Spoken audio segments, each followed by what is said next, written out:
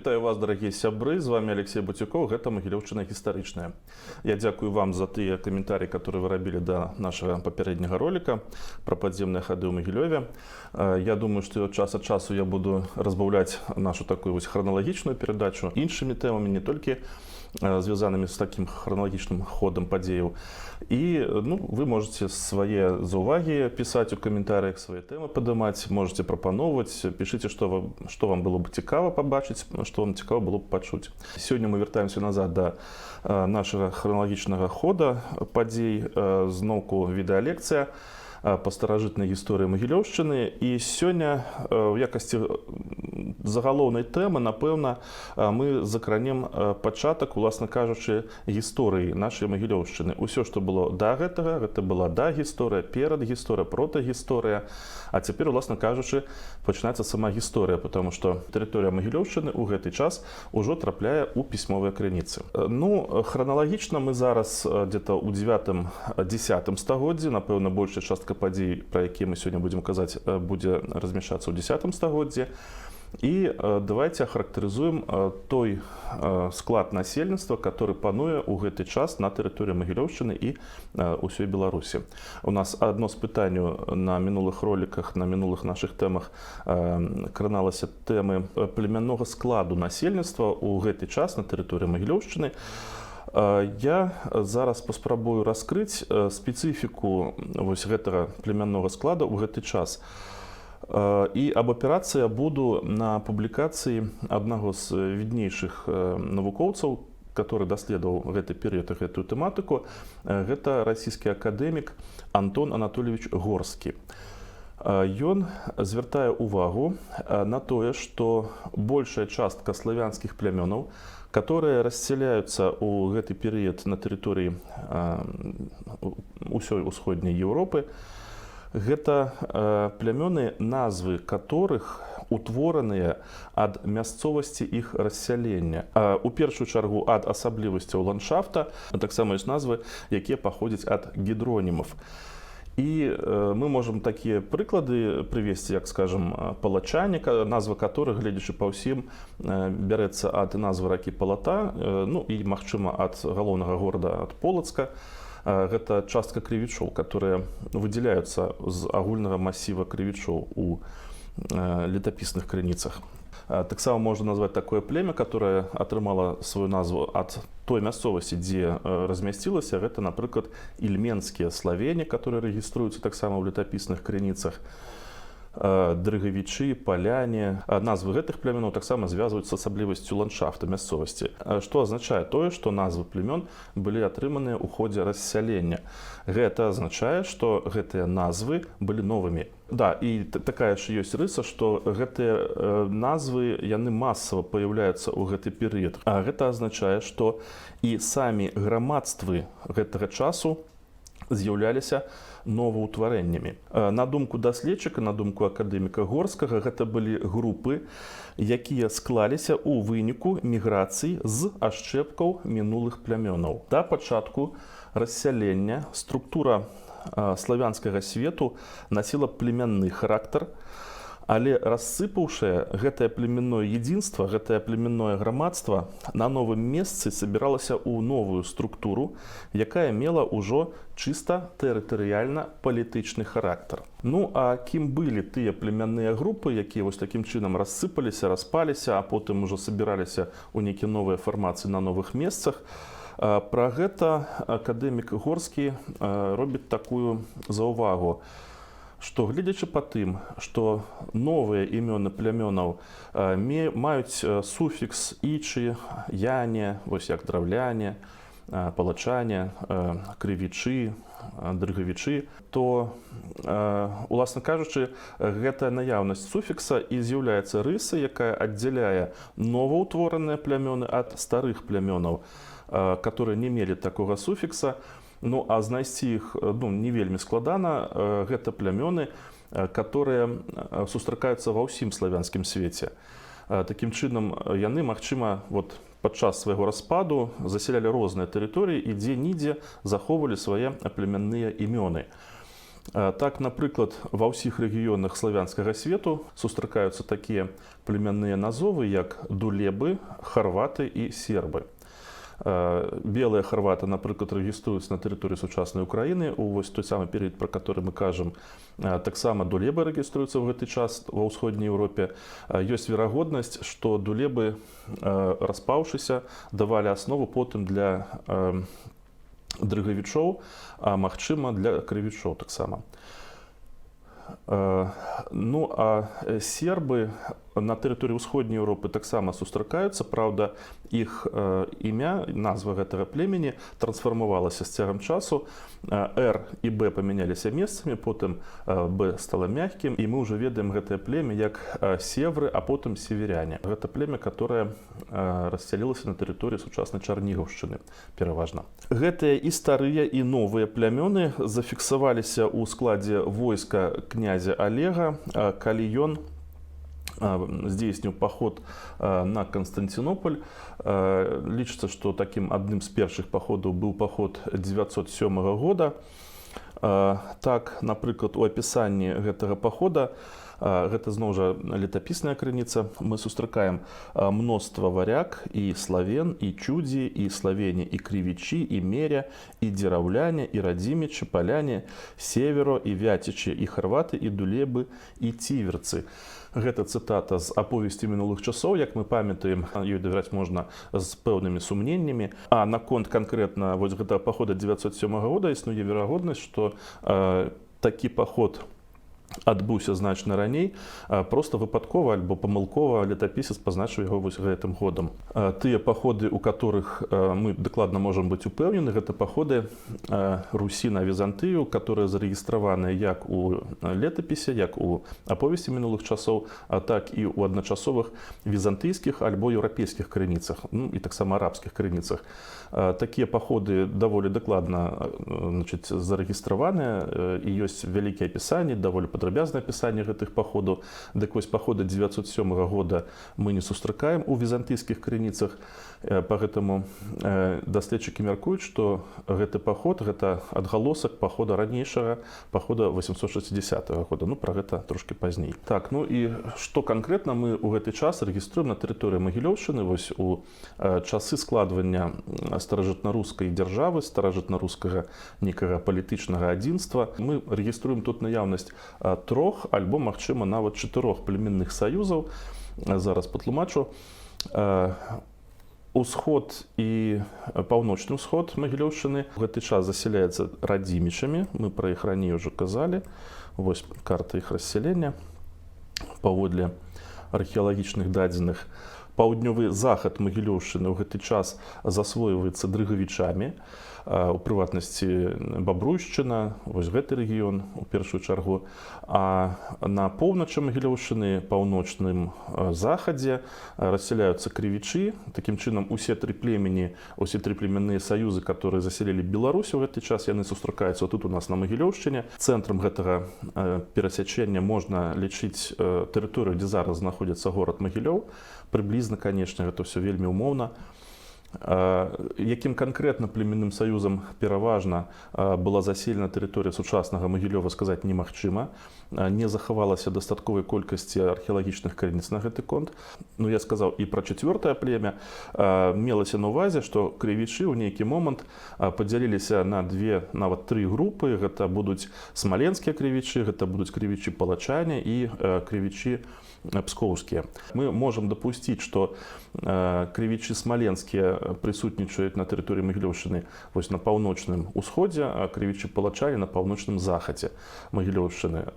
У нас у сучаснай навуковай літаратуры няма пэўнасці, няма адзінства адносна таго, чыя канкрэтна ўлада распаўсюджвалася на тэрыторыю, напрыклад, сучаснага канкрэтна горада Магілёва.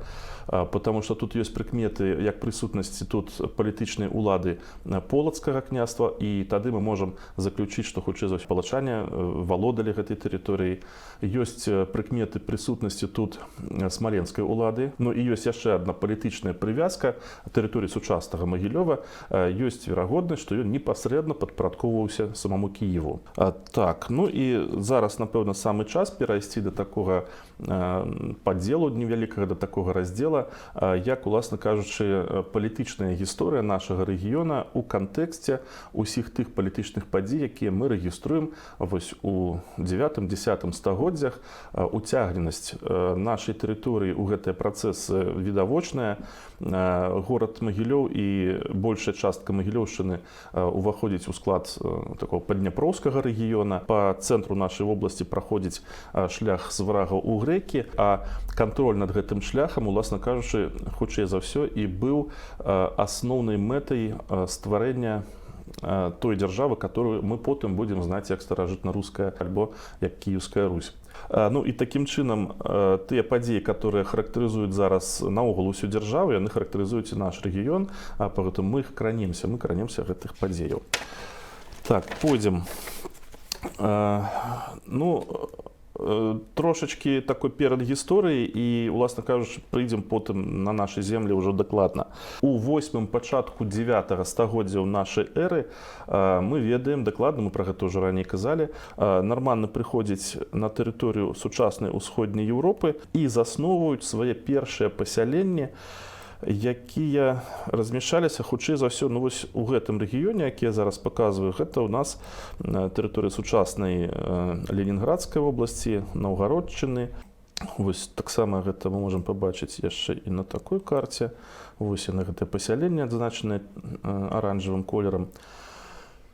Тут яны некаторы час суіснуюць, судакранаюцца з мясцовым фінскім насельніцтвам. Ад гэтага фінскага насельніцтва, як мы памятаем, атрымліваюць вось гэтую, уласна, этнічную назву Русь. І потым паступова яны пачынаюць пранікаць у Падняпроўе і Паволжа. Утвараюцца два ключавых для гэтага рэгіёна, потым на стагоддзі ключавых водныя шляхі. Гэта Дняпроўскі шлях, шлях у грэкі і волжскі шлях, шлях у арабскі свет. І прыблізна ў гэты час, я нагадаю, у 839 годзе ўпершыню Русь, вось менавіта як такія нарманныя падарожнікі, купцы, разведчыкі трапляюць на старонкі еўрапейскіх крыніц, і неўзабаве яны пачнуць паяўляцца ў межах арабскага свету і ў межах візантыйскіх тэрыторый ужо ў якасці нападнікаў, разбойнікаў, якія будуць рабаваць ваколіцы гарадоў і спрабаваць захапіць некаторыя гарады. Так, напрыклад, ёсць звесткі, што ў 830-х годах яны абрабавалі горад Амастрыду, які знаходзіцца ў рэгіёне, который называўся Пафлагонія. Вось гэтае месца, вось яна Пафлагонія сверху. Гэта ў Малай Азіі, на тэрыторыі сучаснай Турцыі. Потым у 860 годзе адбываецца ашаламляльны для візантыйцаў паход на Канстантынополь. Справа ў тым, што ў гэты час Візантыя, па сутнасці, ўжо пазбавілася ад нейкіх блізкіх ворагаў, ваявала далёка на перыферыі сваёй імперыі. У прыватнасці, імператар Міхаіл II у гэты час знаходзіўся разам з войскам на тэрыторыі Малай Азіі і ваяваў з арабамі, то ніякай пагрозы яны не чакалі ад нейкіх блізкіх для іх тэрыторый. А ў гэты час, у 860 годзе, вялізнае войска русаў, якое складалася з 200 альбо, магчыма, 360 караблёў. У двух крыніцах дадзены две розныя лічбы. У выпадку, калі б яно складалася з 360 караблёў і у кожным караблі б размяшчалася па 40-50 воінаў, то само войска магло скласці да прыблізна 8000 чалавек. Нечакана для візантыйцаў гэтае войска трапіла з Чорнага мора ў Мармуровае мора і напала на Канстантынополь. Сам горад узяць не змаглі, паколькі ён быў непрыступны, непрыступнымі сценамі быў абнесены з боку сушы, але яны істотна абрабавалі усе ваколіцы Канстантынополя. Сам гэты горад мы можам таксама зараз пабачыць на рэканструкцыі. Вось так ён выглядае у дадзены час. Вось, адпаведна, Мармуровае мора, вось яно. Яны таксама абрабавалі вялікую колькасць астравоў, размешчаных у Мармуровым моры, і абсалютна не сустрэўшы ніякага ваеннага супраціўлення, зніклі. Але зніклі яны не вярнуўшыся назад, а далей свой шлях яны праклалі праз міжземнае мора і хутчэй за ўсё паплылі на тэрыторыю Скандынавіі, вось карыстаючыся альтэрнатыўным шляхам праз міжземнае мора, праз Атлантычны акіян, праз Паўночнае мора і Балтыйскае мора трапілі ўжо ў Скандынавію. Гэта цалкам адпавядае таму, што мы ведаем пра шлях з вараг у грэкі. Справа ў тым, што гэты шлях з варагаў у грэкі насамрэч з'яўляецца толькі часткай аднаго адзінага гандлёвага шляху, і цалкам ён гучыць шлях з варагаў у грэкі і з грэкаў у варагі. Ну, такім чынам Русь сышла, але неўзабаве яна вярнулася зноў, але ўжо цяпер вярнулася з даволі нечаканай просьбай і прапановай. Русь появілася ў Канстантинополі ў 867 прыблізна годзе і попрасіла пахрысціць іх у хрысціянства. Пра гэта, уласна, засведчыў візантыйскі патрыарх Фотій, который напісаў, што народ рос, тыя, хто парабаціў жыхароў, што жылі вакол іх, перамянілі паганскую веру на рэлігію хрысціян. Ну, вот тут гэтая згадка пра тое, што яны парабацілі народы, які жылі вакол іх, для нас даволі важная. Адпаведна, мы можам заключыць, што адносіны паміж мясцовым славянскім насельніцтвам і вось гэтымі нарманнымі Руссю былі адносінамі падпарадкавання. Такім чынам, Русь попрасіла іх хрысціць, і яны былі хрышчаныя. Вось прыблізна ў 867 годзе мяркуецца, што адбылося так званае першае хрышчэнне Русі. Гэтая ж інфармацыя утрымліваецца і ў аповесці мінулых часоў. Вось тое, што было сказана, гэта з візантыйскіх крыніц. У аповесці таксама ёсць пра гэта летапіснае паведамленне. Толькі тут удакладняецца, што вось гэтае хрышчэнне атрымалі ад візантыйцаў канкрэтныя кіеўскія князі, которых звалі Аскольд і Дзір. Так, ну і зноўку хочацца трошачкі закрануць пытанне ўзаемаадносін паміж нарманнымі і славянамі. Сучасныя даследчыкі звяртаюць увагу на тое, што у мовах усходнееўрапейскіх народаў няма нарманізмаў, што падштурхоўвае даследчыкаў да высновы, што нарманскае насельніцтва ў гэты час і на гэтай тэрыторыі было вельмі рэдкім, і, верагодна, яно кампактна пражывала ў нейкіх замкнёных арэалах, у нейкіх замкнёных мясцінах, напрыклад, у гарадах, дзе канцэнтравалася эліта і не мела шырокіх сацыяльных кантактаў з астатнім насельніцтвам. Але мы, пачынаючы з самых першых гадоў 10 стагоддзя, будзем назіраць паступовы працэс славянізацыі нарманаў, а імя Русь паступова будзе выкарыстоўвацца як палітычны эквівалент улады, которая знаходзіцца на гэтай тэрыторыі. Ну і таксама варта закрануць такі вектар актыўнасці Русі гэтага часу, як Каспійскі рэгіён. У 860-70-е гады Русь упершыню тут паяўляецца. У якасці нападнікаў яны нападаюць на іранскае ўзбярэжжа Каспія. Пойдзем далей. У пачатку 10 стагоддзя пачынаюцца, уласна кажучы, ўжо маштабныя напады Русі на Візантыю і на арабскія гарады пры Каспіі. Першы маштабны прыход на Каспій рускіх дружын, рускіх нападнікаў адбываецца ў 913 годзе. Гэта быў маштабны паход, вельмі вялікі па колькасці ўдзельнікаў. Каля 500 караблёў Русі спускаюцца па Дняпры і просяць у хазар, якія ў гэты час кантралююць вусце Волгі, тэрыторыю сучаснай, прыблізна сучаснай паўднёва-ўсходняй Украіны і Кубані. Русь просіць хазар права прайсці праз іх тэрыторыю, каб трапіць у Каспій. Хазары іх прапускаюць. Русь спускаецца на ўзбярэжжа сучаснага Азербайджана, займаецца там масавым рабаўніцтвам, вывозіць вялікі палон, а потым, вяртаючыся праз хазар, сустракаецца з нечаканай праблемай. Справа ў тым, што у хазар служыла прыблізна 5000-е войска, якое складалася з арабаў-мусульман. і яны папрасілі ў хазар права адпомсціць русам за рабаванне іх суродзічаў і іх аднаверцаў. І нечаканае нападзенне вось гэтага арабскага мусульманскага войска проста разграміла русаў. Адзінкі іх вярнуліся потым на сваю радзіму, а большая частка альбо загінула, альбо было ўзята ў палон.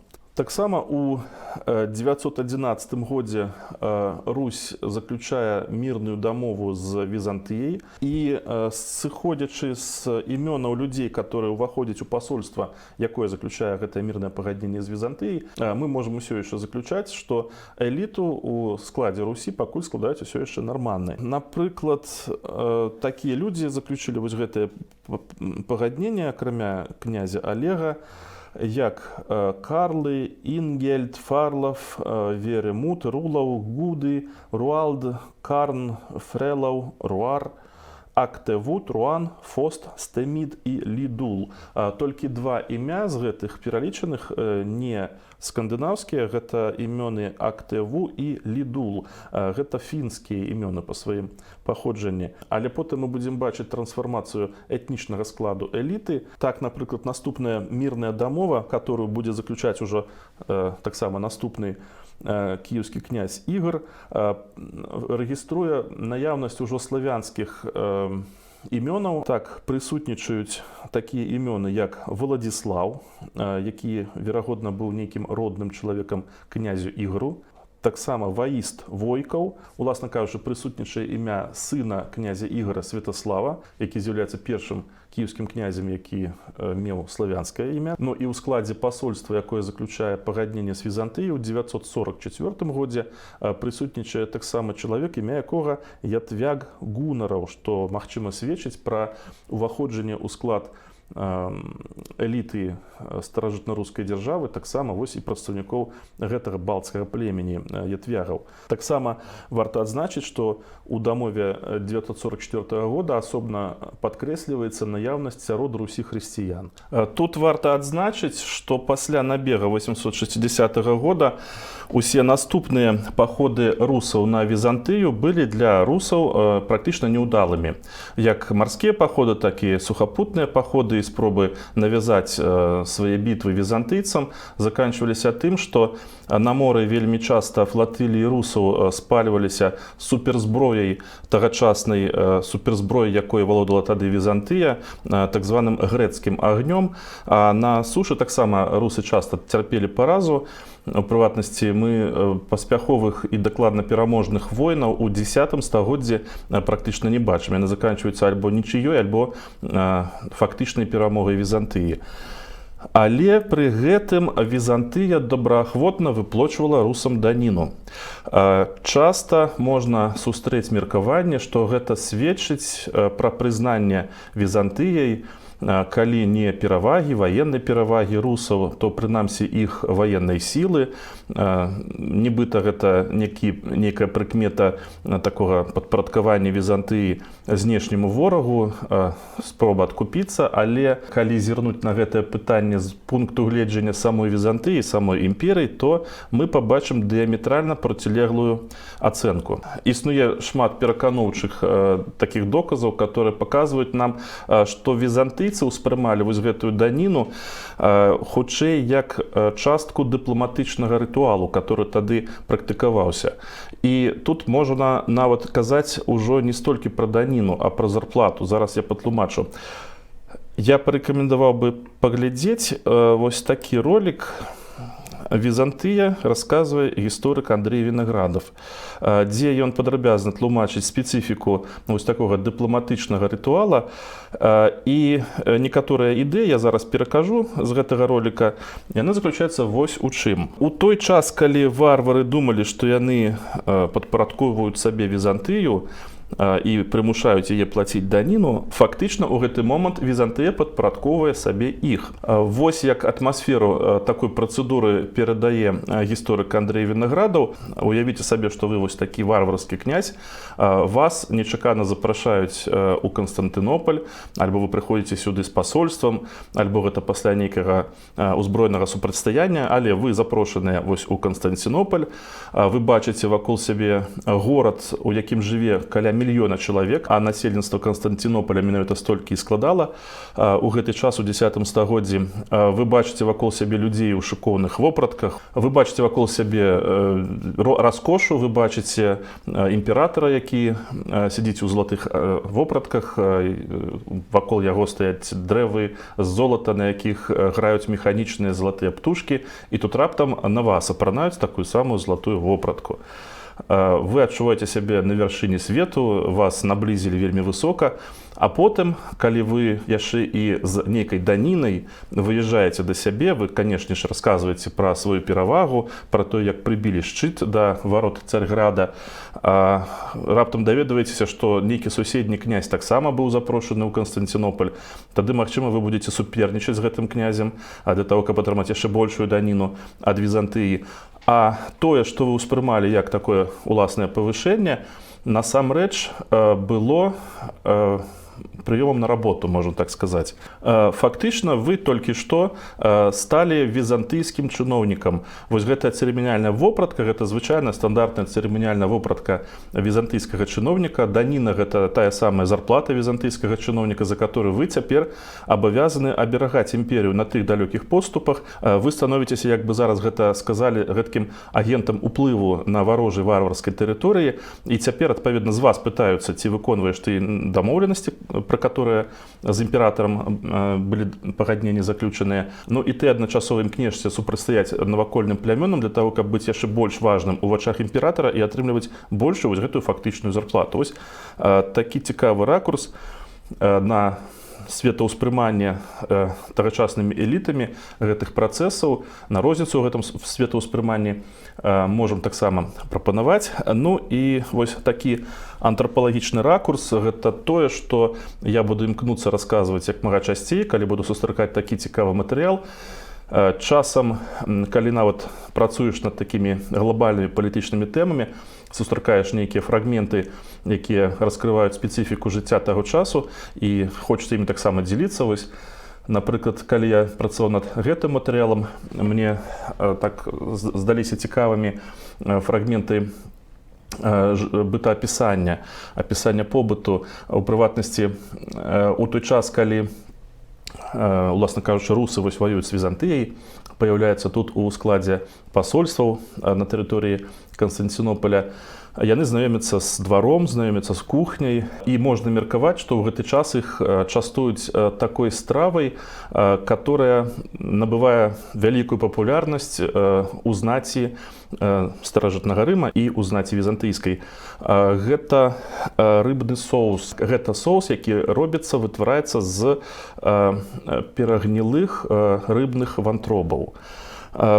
Прысутнасць такой стравы на пасольскім абедзе пацвярджае, напрыклад, еўрапейскі сведка, еўрапейскі удзельнік пасольства Лутпранд Клермонтскі, які ўзгадваў пра даволі агідны і брыдкі абед у імператара Нікіфара Фокі ў 968 годзе, на якім усе стравы былі абільна прыпраўлены алеем і нейкім рыб'ім соусам. Мы можам меркаваць, што нашы продкі, нашы землякі ў складзе такіх пасольстваў, яны таксама пазнаёміліся з такімі выкшталцонымі стравамі візантыйскага двара, потым, магчыма, гэтыя кулінарныя традыцыі пераносілі на свае землі. Вось яшчэ, напрыклад, элемент такой кулінарнай традыцыі, которая тады была вельмі папулярная ў Візантыі, гэта крывяная каўбаса.